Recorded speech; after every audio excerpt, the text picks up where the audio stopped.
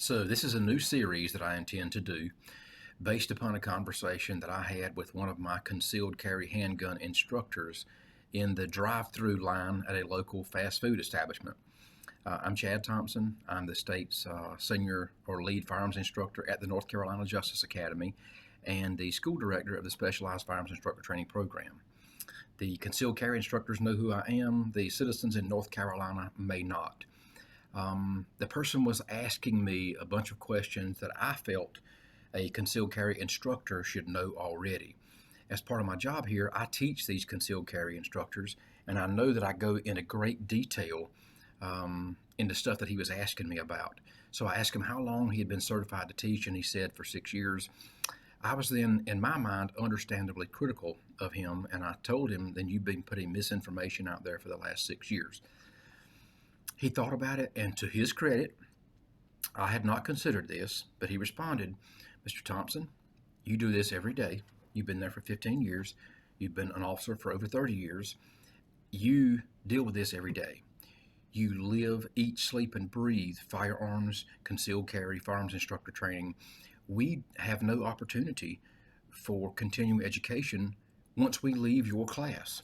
So I decided to make a series of videos answering some of the questions that he asked me, and also answer potential questions from other instructors and from citizens in North Carolina. The first thing that I want to address in the very first of this video series is one of the things that he mistakenly believed. He was teaching his students that once you obtain the statutory authority to carry your handgun concealed, that you no longer had the authority to carry in the open. And that's not true. In North Carolina, we have the constitutional authority to carry a handgun or a firearm out in the open. Not infallibly, but most of the time.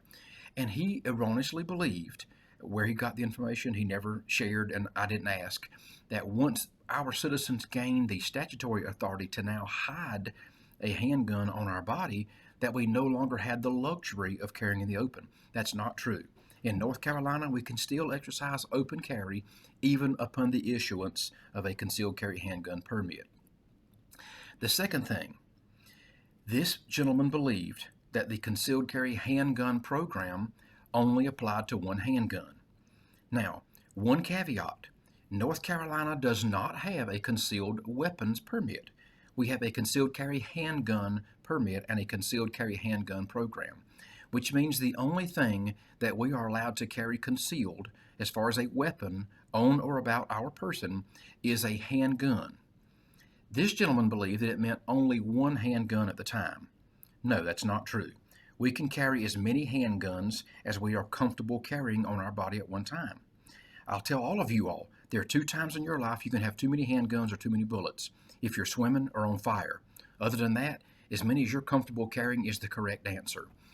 Those are the first 2 things that I want to talk about, and I'll do this series continuing, and once I post the videos, if people have questions and they pose questions, then I'll respond to that. But there are also a series of things that I end up answering at least monthly here at the Justice Academy from instructors and from citizens in North Carolina. I hope you all enjoy this new video series, and anybody has any questions, feel free to post them.